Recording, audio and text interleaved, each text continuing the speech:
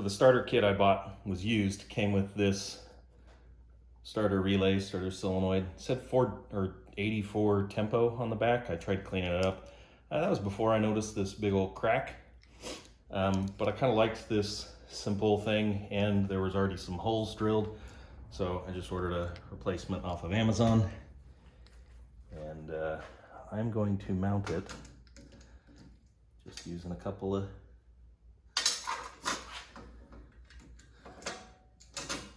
bolts.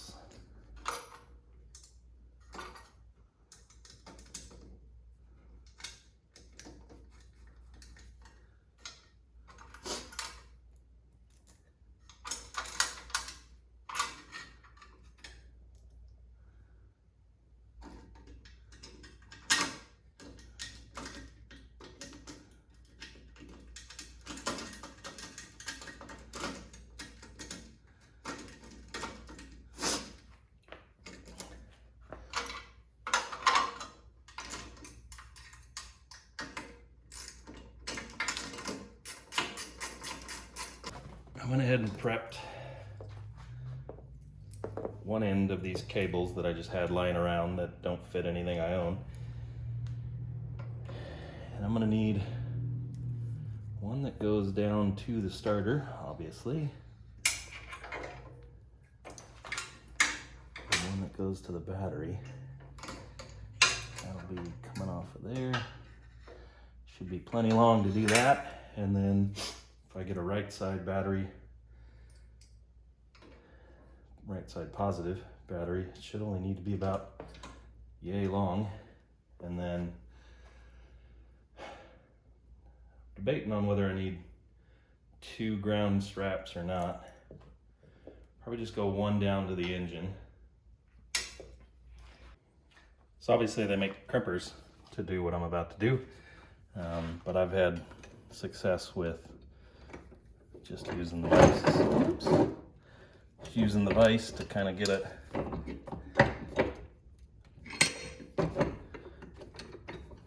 partly crimped on.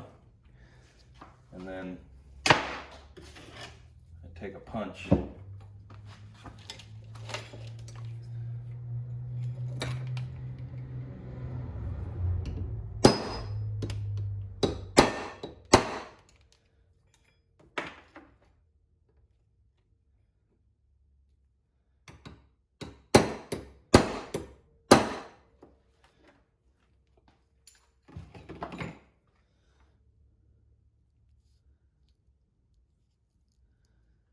that works pretty well for me.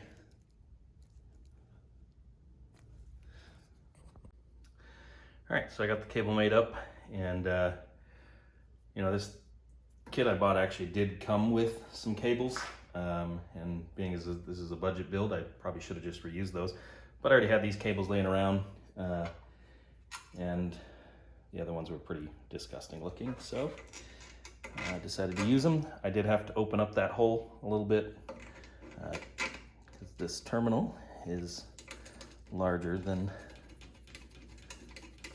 the ring terminals would accept. All right, actually need to get that on there backwards. I wasn't paying attention to the direction of these, so I'm gonna flip that around. So that one will be on backwards, but when I go to bolt the battery in, that ring terminal should fit up nicely.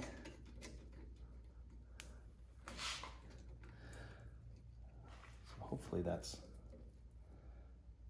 work out. It was at this point that I realized that I didn't really have enough wiring to wire the entire ATV, so I pretty much stopped here and then just started putting on the roll cage, gas tank, and a couple other miscellaneous things. So this will be the first time that this thing's ever had bolts in it. This roll cage came off of a different Odyssey, and I'm using a mismatch of bolts. Mismatch. So just gonna start getting everything in and see what happens.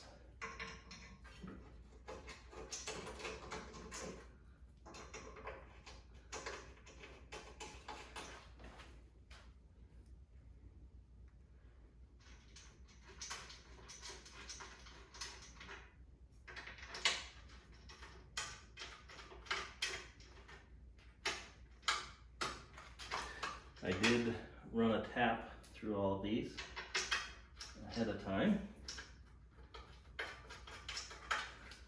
so that shouldn't be a problem.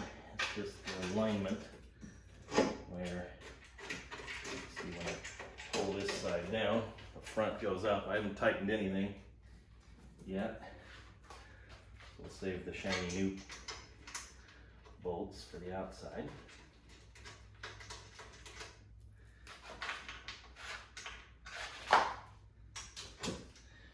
Yeah, I can already see that's going to be a problem until I get these all sandwiched down.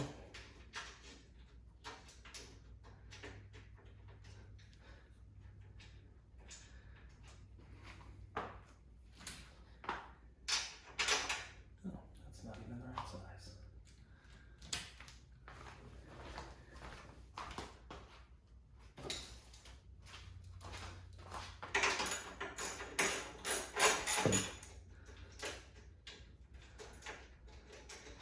All right, we'll wait on that one.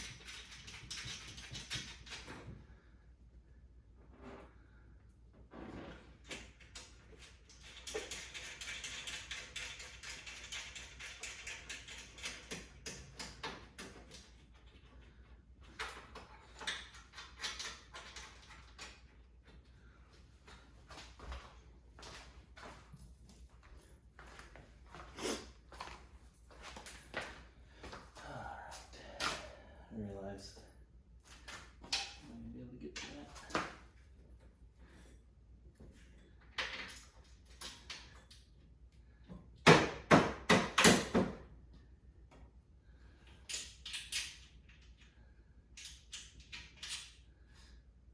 May need to take the skid plate off to get this guy. Next thing is get the gas tank. Got most of it pre-plumbed, rebuilt. The factory fuel pump, new lines, new filter. Uh-oh, does this need to go in before that? That would suck. I think it does.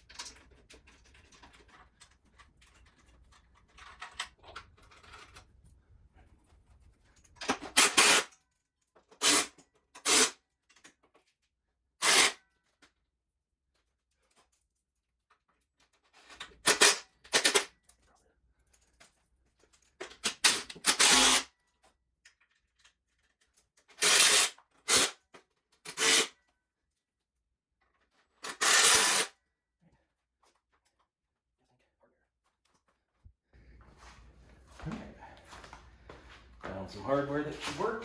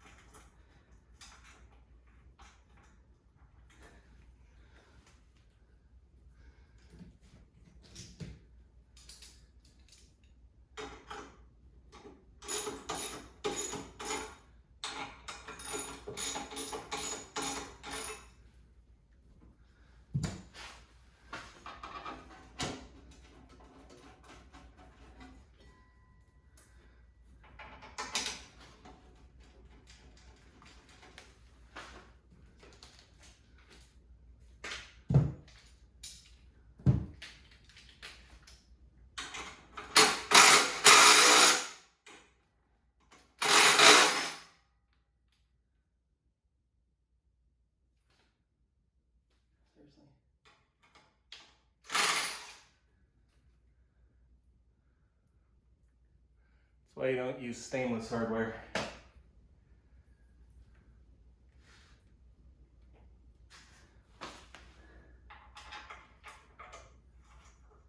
I did not tap the holes in the gas tank because it didn't look that rusty.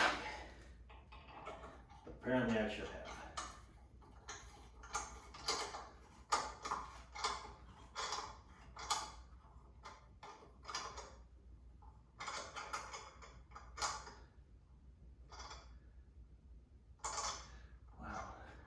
Really tight.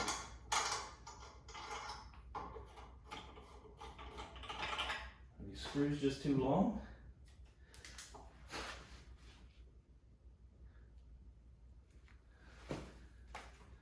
That might be what it is.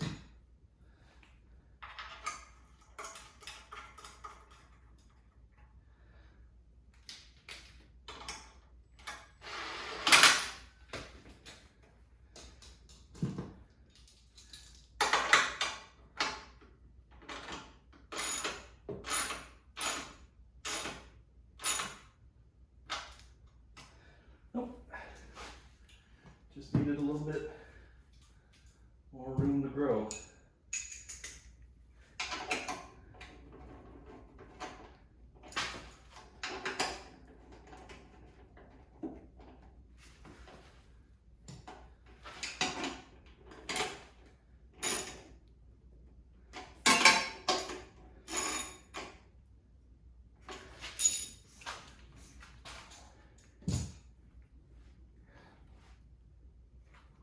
Okay, well, I am leaving that 3 bolts is good enough for me. Tank's not going anywhere. Went ahead and tightened up the last few bolts on the roll cage. Got the padding prepped. Actually had some leftover rubber from these clamps. Just kind of wedged it in there, and then I'll tighten with just a single zip tie. It's actually pretty secure. And then next thing I'm gonna do is just put some bullet connectors on the ends of these so that when I get my wire, I can just run it along this roll bar, which is why I haven't tightened down that zip tie, and down to the power switch. So I wanted to show, I'll leave some links to these bullet connectors. I buy them in bulk because I pretty much use them on everything. These are my favorite wire strippers because they pretty much handle any size, and they're sharp. And then I'll see if I can remember where I got this thing, but this crimps really nicely on these style connectors where you've got little ears that stick up for the wire and the insulation. It folds them over and really pinches the wire real good.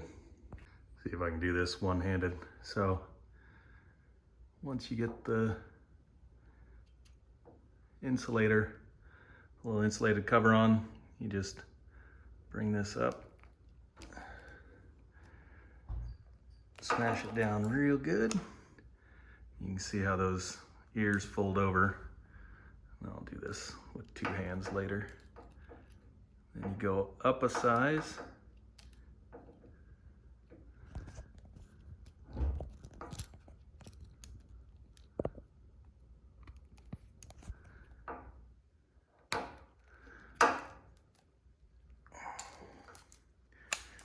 down real good. And you get that nice factory style crimp. I won't pull too hard because I need to go back and tighten it up real nice. And then you just slide that cover right over. All right, so there it is. Obviously, seat's just sitting there. I've got a seat pan from Odyssey TV for the Razor seats, but just wanted to put it in there to see what it looks like. Need to finish the bottom end. The Woodruff key's on order. Need to get the top end machined. The exhaust cleaned up and coated. What else is there? Wiring. I think that's pretty much it. Oh, I got to get the carburetor rebuilt. And yeah, that thing should be pretty much ready to rip soon. Here's my other one. It's pretty much done, but I got a little bit of work left to do on it. I do have the belt covers for this one. Oh yeah, the front bumper and roll pan, those were shipped. They'll be delivered to work, so I'll pick them up when I go in Monday.